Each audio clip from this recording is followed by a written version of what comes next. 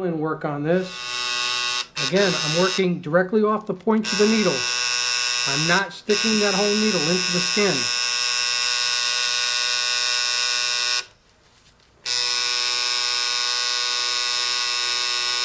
Now we're starting to do what they call shading. I'm going in, I'm setting the ink in, and then I'm feathering the ink out. So I get more of what they call like an airbrush effect. With a 4-needle shader, again, it will allow you to get into the tight areas and still get that airbrush effect on the tattoo. Very important to not overwork the skin area. If you'll notice, I try to go back in, work the area twice, leave it. If you go in there too many times, you'll actually chew the skin tissue up. Now, if you'll look at my machine just before I'm going to touch it, if you'll come in close, you can see, you see the blot of ink that's on the outer side here? There's like a drop that is accumulated on the outside. You want to make sure. That's why you'll see me do this sometimes, because if you go on the skin with that, sometimes you'll pick up a good sized puddle. And as you see, it's nice and square now. You're not going to get that. You're not going to get that big puddling. Something to watch for. If you'll notice, I'm going into this corner at a little bit of an angle, like this. I'm not taking the machine and doing this with it, because if you go in this motion, you'll actually cut the skin wide open. If you'll notice, what I'm doing is I'm doing this. A little bit of a circular motion, but enough where I'm not coming up in there and going straight up with it.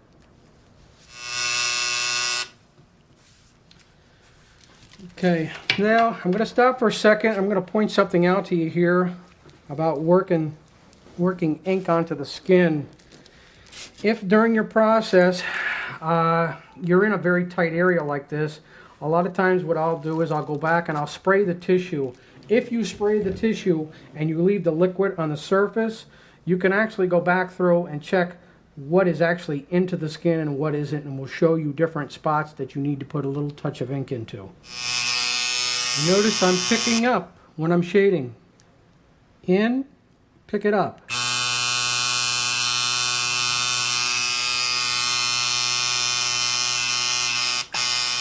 When shading, try to get in as close as you can to the line before you shade out, without actually going into the line. That will make your black much more even.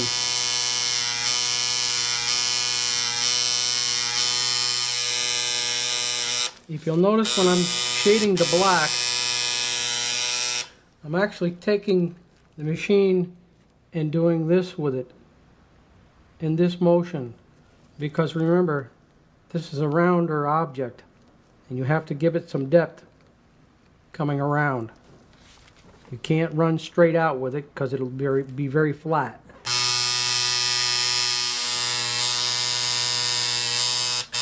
If you'll notice the angle of my hand, if you look at my fingers are not like they were when I outlined, because when I outlined, I was like this. This, I have to be up so I can see where the ink is flowing. I'm up above the design.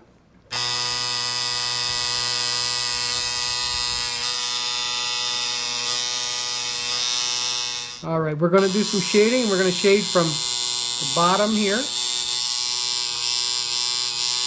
And we're going to do it again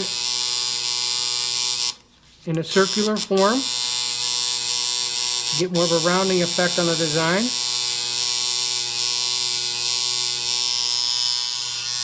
I've switched to way I've placed my hand on the skin, because being back here is too difficult at this time. So now I'm going to move to this type here, but you can spread your fingers and still get the tissue plenty tight enough to get the correct penetration. Okay, now we're going to get into a little bit heavier black, still in the shading effect, but a little bit heavier up into these areas here, which will be primarily filled in a little bit more solid and then airbrushed out.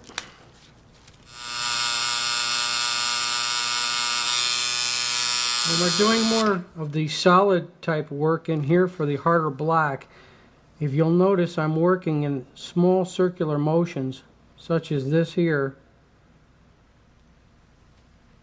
to be more thorough.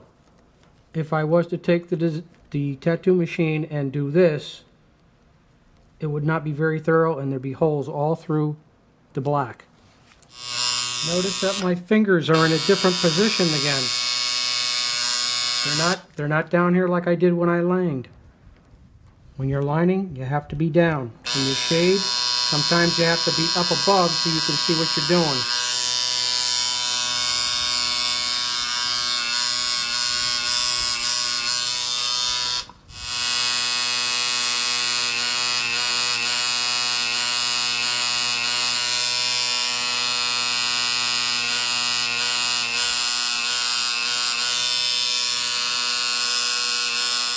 Now we're going to go into the eye area up here, a little bit of that heavier black, and then we'll be getting into what they call a little bit of washout, which is like a watered down black. It's regular straight black. It's diluted with distilled water to the darkness or the lightness that you prefer. I like personally to mix up bottles with different shades. Makes the job much easier. Just make sure that you shake them before you use them.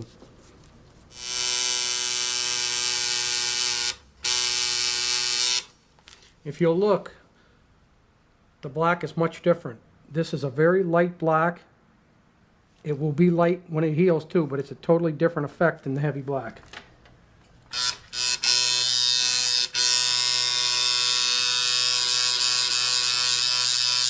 What I'm going to do is I'm going to actually change the black just a little bit. I'm going to work a little lighter black than when I'm working here, and then I'll work up, and you'll see the black actually get lighter as I get to the top to give more of a rounding effect.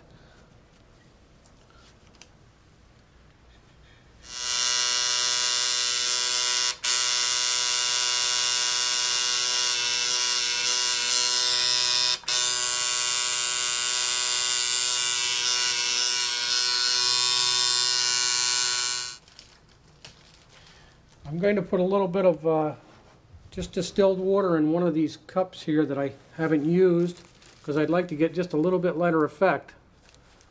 So, and sometimes from dipping into the black consistency gets a little bit too dark.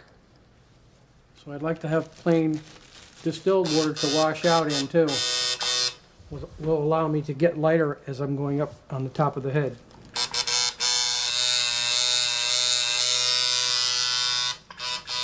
If you'll notice the different tones of black as I went up.